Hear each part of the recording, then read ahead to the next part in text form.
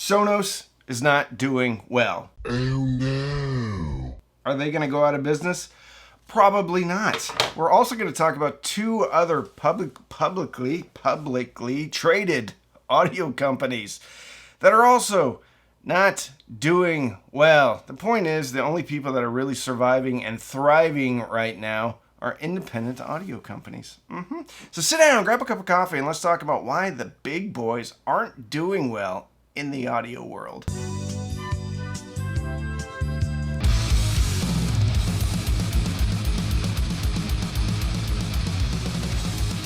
I don't use Sonos, but I've heard about them a lot in my comments. I've heard a lot of people love them. One of the reasons why people love them is the app. Well, that didn't really work out for Sonos because they just rolled out an entirely new app. Oh no. I don't even think it was a revision on their existing app. I think it was a total rebuild. They also released some headphones. The theory is that they rushed the app because they wanted it to interact with their headphones, but the headphones are kind of Bluetooth. We'll get to that later. Anyway, they rolled out this new app and there were a lot of key features missing, including volume, including adding tracks to the queue. And it locked out some of the legacy devices, which means for a while, people's speakers weren't working. And if you know anything about the Sonos ecosystem, you buy one speaker and then you can add another one. You buy a sound bar, then you can add a subwoofer. It makes sense. They're all smart speakers, so they don't depend on Bluetooth. They are streaming. They kind of live in this in-between area where they're not truly audiophile. They're not truly mainstream. It's for people that love and listen to music, but they aren't as crazy as us audiophiles. But they want something a little bit better than all of the Amazon stuff or the Apple stuff. But let's take a look at their stock. Oh no. If we look at their stock, we see it's at a one-day low right now. Let's go out to 3 months. Bloop. Oh, look at that. It's almost at a 3-month low. Let's look at a 6-month. Oh, look at that. Almost at a 6-month low. Year to date. Same story. 1 year. There was a point November of last year that it was lower. 5 year. Slightly above what it was 5 years ago. On April 12th, 2021, it was $43 a share. If we just look at the Dow Industrial Average, we will see that year to date, it's up 7.51%. 5 year, it's up 58.4%. 1 year, 15.95%. Let's go back to Sonos. 3 month, down 33.44%. 6 month, 40.36%. 33% year to date. 1 year, negative 20%. 5 year, negative 1%. If we go all the way out to all, it's down negative 28%. Most of you are probably my age. Most of you probably have 401ks. Maybe you have an E-Trade account, something like that. I know I do. And let me tell you something. I would not buy this stock. Down 40% in 6 months. And if you look at the articles about this, it's almost all due to this terrible app rollout that they did. And they jumped into the headphone market, and they're not really differentiating themselves. If it was like a Sonos headphone and it worked off of streaming, and if I'm wrong, put it in the comments. If there's been some update and this thing actually streams and you can get high-res music in your headphone and not need another device, put it in the comments. But from my research, it's a Bluetooth noise-canceling headphone for $450. Sony makes a pretty good Bluetooth noise canceling headphone for less money. Bose makes a pretty good Bluetooth noise canceling headphone. Apple AirPods Pro, fantastic. I use them all the time. Then you have upstarts like Soundcore, which are crushing it, and they are on the shelves of places like Walmart. What do you think? Is Sonos going under? Here's the other thing, too, about our little audiophile world. So they do make a Sonos amplifier. I think they make just a Sonos streamer as well. Well, you have people like Blue Sound, which does the same thing, except way better. you have people like Weem or Wim, I call it Weem, that are coming in at crazy prices, $300 for a streaming amplifier. They just released the $330 Weem Ultra preamp slash streamer. They are crushing it, and they're doing it at a price point nearly half, sometimes less than half, of what Sonos is doing. Most of Sonos's market, it does not exist in our world, but the market that does exist in our world is getting its butt kicked. Vox. All right. Vox is Klipsch, Vox is Yamo, Vox is Onkyo, Vox is Pioneer. Let's look at their stock over the last 6 months.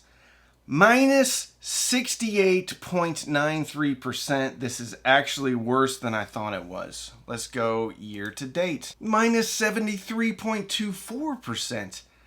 Ouch. 1 year, negative 63.96. 5 year, negative 37%, which means if you invested in Vox 5 years ago, you would have lost 37% of your money.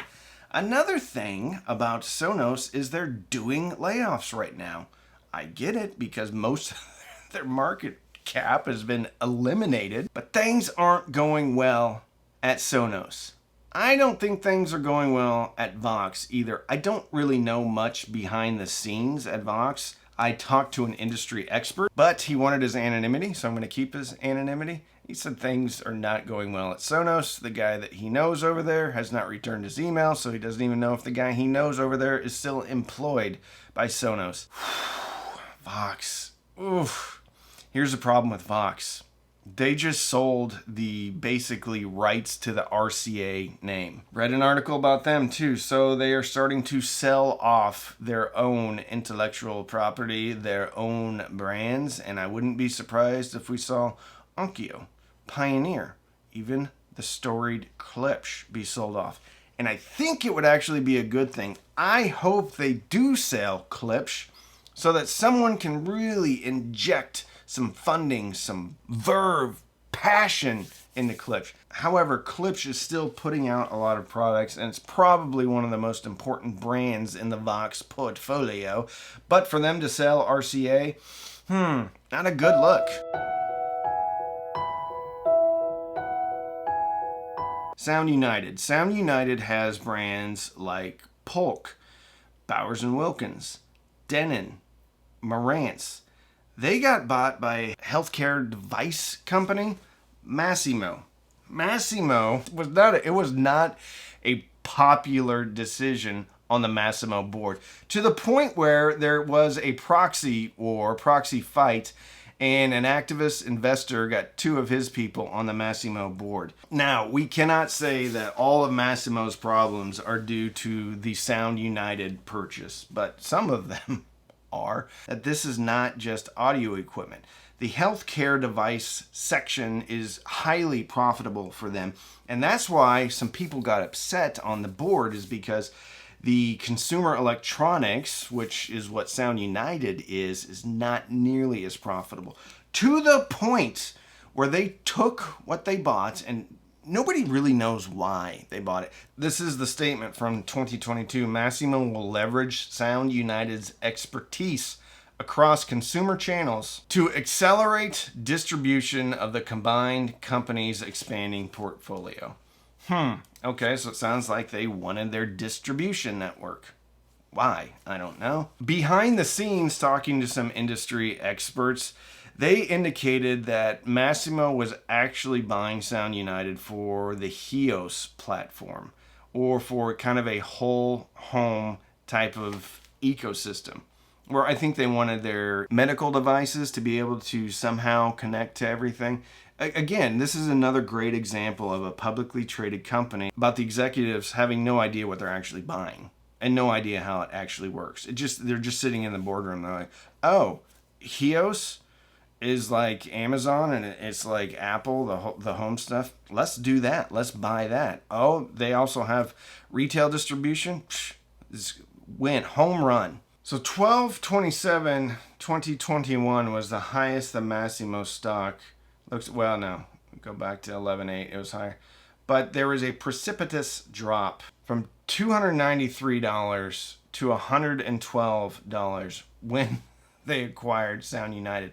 And the stock has never recovered. Now, we can't say all of that is due to the Sound United acquisition. But we do know the board wasn't happy. We do know that there's an activist investor, and we do know that 2 other people are on that board now. And we also know that the Sound United group of Massimo was put into its own P&L. So now there's a Massimo consumer group. So they've separated out the healthcare and the consumer electronics because the consumer electronics are a lower margin. Most people, though, that know anything about business when it comes to like large corporations say they did that so they can sell off Sound United. So they bought it for $1 billion. $1 billion with one B, $1 billion. Less than 2 years later, they spin that off into its own P&L. Massimo acquired audio products maker Sound United LLC for $1 billion in 2022, which was poorly received by investors who sent shares tumbling 37%, wiping away about $5 billion in market share. This article is from March 22 of this year. They hope to get that separated as quickly as possible. Well, let me quote him. So it expects to complete the separation as soon as feasible. What does that mean? Probably means they're going to start selling off brands, just like Vox is doing with RCA, which is good. I'm glad they are, because who doesn't want Marantz and Denon to survive for B&W? Like, I hope somebody buys B&W that is passionate about speakers. I hope somebody buys Polk that is passionate about speakers. All of these storied brands need to survive. But if you're going to put them into a big corporation, they will not survive. Listen, I worked for a few publicly traded companies. Amatec, Schneider Electric, Nalco Chemical. And this is what happens at a publicly traded company. They get a new CEO every 2 to 5 years, but you get a lot of new executive team every 2 to 5 years. There's a whole bunch of moving things around. There's a whole bunch of, this is our vision. This is what we're going to do. And then there's a whole bunch of soccer. A lot of activity, nothing being done. No goals scored. And then at the end of 2 years, they move on. They get a different job. They don't care if it's successful or not. And there's such a communication barrier between upper level management and actually what happens on the ground level that nothing ever happens. So guess what they do? We need to show growth, revenue growth. Let's just buy somebody. So they buy a new company, they roll that in, and then they cut all the employees. They combine finance, they combine IT, they cut a bunch of the sales force, or they have the sales force do something else, and they look good for a year. Look at that, 8% growth year over year. We're crushing it. No, what you're doing is you're buying other companies because you can't actually grow organically because you're a big corporation. There is light at the end of the tunnel, though, because there are independent, small independents, boutique operations that are surviving, and some are thriving, but they are independents, which means there may be 2, maybe 3 brands under the same umbrella, and they've stuck to their guns as far as 2-channel, as far as Hifi, because they know their customer. Cambridge Audio, I think, is an interesting example because I think they are doing something that a lot of these companies want to do, but they can't do successfully. Cambridge is starting to go outside of the traditional 2-channel, and I think they're being fairly successful at it. They've released earbuds, they've released Bluetooth headphones, they've released the Evo 1, which is a great product. I just reviewed that. But they're doing the things that all these other companies are trying to do. So we shouldn't be scared. If anything, we should be happy because the ineptitude of large corporations managing our storied and beloved brands is coming to an end because they can't do it very well. Hopefully somebody will buy them that can, and these legacy brands will live on. Like and subscribe if you like this video.